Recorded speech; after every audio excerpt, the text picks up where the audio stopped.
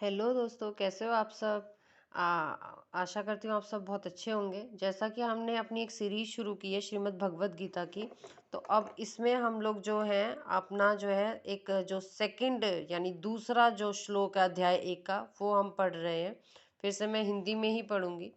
अब यहाँ पे धृतराष्ट्र ने जैसे पहले उसमें पूछा था संजय से कि संजय मुझे बताओ कि युद्ध स्थल में कौन कहाँ खड़ा है, कैसे है, क्या भूमिका है। अब यहाँ पे संजय बताते हैं धृतराष्ट्र को। संजय ने कहा, हे राजन, पांडु पुत्रों द्वारा सेना की व्यूह रचना देखकर राजा दुर्योधन अपने गुरु के पास गया और उसने ये शब्द कहे। क्या शब्द कहे? अब वो जो दुर्योधन है वो वहां पे अपने गुरुओं को देख करके, जैसे इमेजिन करो कि वो युद्ध स्थल में खड़े हैं और अब सबने महाभारत देखी होगी तो किस तरीके से दुर्योधन अब वहां पर बोल रहे हैं कि हे आचार्य, पांडु पुत्रों की विशाल सेना को देखे जिसे आपके बुद्धिमान शिष्य द्रुपद के पुत्र ने इतने कौशल से व्यवस्थित किया है। यहाँ पे इस सेना में भीम तथा अर्जुन के समान युद्ध करने वाले अनेक वीर धनुर्धर हैं।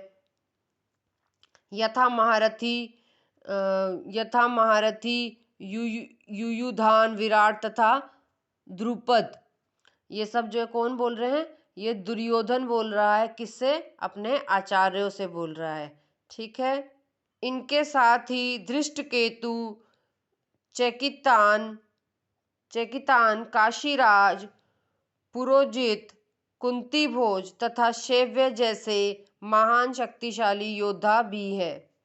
पराक्रमी युधामन्यु, अत्यंत शक्तिशाली उत्मोजा, सुभद्रा का पुत्र तथा द्रौपदी के पुत्र, ये सभी महारथी। यहाँ पे सुभद्रा का पुत्र कौन है? अभिमन्यु, उसके बारे में बता रहा है। तो बेसिकली यहाँ पे जो दुर्योधन है वो पूरा जितने भी पांडवों की तरफ जो युद्ध में जितने भी सेना खड़ी थी, महारथी खड़े थे, उनको वो एक्सप्लेन कर रहा है वहां पर।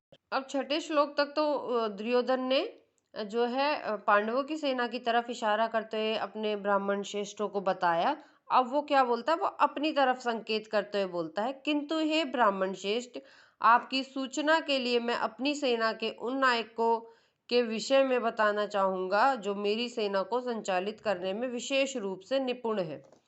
जैसे मेरी सेना में स्वयं आप, भीष्म, कर्ण, कृपाचार्य, अश्वत्थामा, विकर्ण तथा सोमदत्त का पुत्र भूरिश्रवा आदि हैं जो युद्ध में सदैव विजय रहे हैं। ऐसे अन्य अनेक वीर भी हैं जो मेरे लिए अपना जीवन त्याग करने के लिए उद्यत हैं। वे विविध प्रकार के हथियारों से सुसज्जित हैं और युद्ध विद्या में निपुण हैं। हमारी शक्ति अपरिमेय है और हम सब पितामह द्वारा भली भांति संरक्षित हैं, जबकि पांडवों की शक्ति भीम द्वारा भली भांति संरक्षित होकर भी सीमित है। अतएव सैन्य व्यूह में अपने अपने मोर्चों पर खड़े हो रहकर आप सभी भीष्म पितामह को पूरी पूरी सहायता दें। तब कुरुवंश के वयोवृद्ध परम प्रतापी एवं वृद्ध पितामह ने सिंह गर्जना की सी ध्वनि करने वाले अपने शंख को उच्च स्वर से बजाया, जिससे दुर्योधन को हर्ष हुआ। तत्पश्चात शंख, नगाड़े, बिगुल, तुरही तथा सींग सहसा एक साथ बज उठे। वह समवेत स्वर अत्यंत कोलाहलपूर्ण था। दूसरी ओर से श्वेत घोड़ों द्वारा खींचे जाने वाले विशाल रथ पर आसीन कृष्ण तथा अर्जुन ने अपने अपने दिव्य शंख बजाए। भगवान कृष्ण ने अपना पांचजन्य शंख बजाया, अर्जुन ने देवदत्त शंख तथा अतिभोजी एवं अति मानवीय कार्य करने वाले भीम ने पौंड्र नाम भयंकर शंख बजाया। हे राजन, कुंती पुत्र राजा युधिष्ठिर ने अपना अनंत विजय नामक शंख बजाया तथा नकुल और सहदेव ने सुघोष एवं मणिपुष्पक शंख बजाए।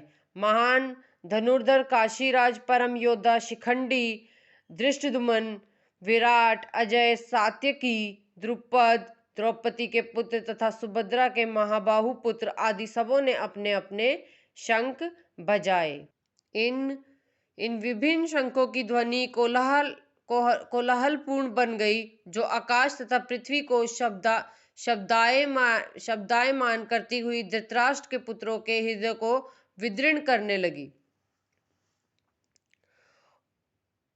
उस समय हनुमान से अंकित ध्वजा लगे रथ पर आसीन पांडुपुत्र अर्जुन अपना धनुष उठाकर तीर चलाने के लिए उद्यत हुआ। हे राजन, धृतराष्ट्र के पुत्रों को व्यूह में खड़ा देखकर अर्जुन ने श्री कृष्ण के से ये वचन कहे। दोस्तों, आज के लिए इतना ही। आज हम श्रीमद् भगवद गीता को यहीं पर ही रोककर हम जैसे रेड वाला जो है इसको रख देंगे और उसके बाद हम अगली सीरीज में हम आगे की श्रीमद् भगवद गीता पढ़ेंगे।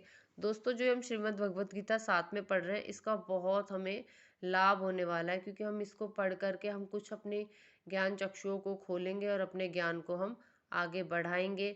हम साथ में मिलकर श्रीमद् भगवद गीता का पाठ करेंगे। कहते हैं श्रीमद् भगवद गीता को पढ़ने और सुनने से दोनों से ही बहुत पुण्य लगता है। हमें जो है हमें सही गति मिलती है अपने जीवन में। तो हम सुनकर और पढ़कर और बोलकर अपने सही कर्मों को ठीक करेंगे। थैंक यू सो मच दोस्तों। Have a good day, good night, bye.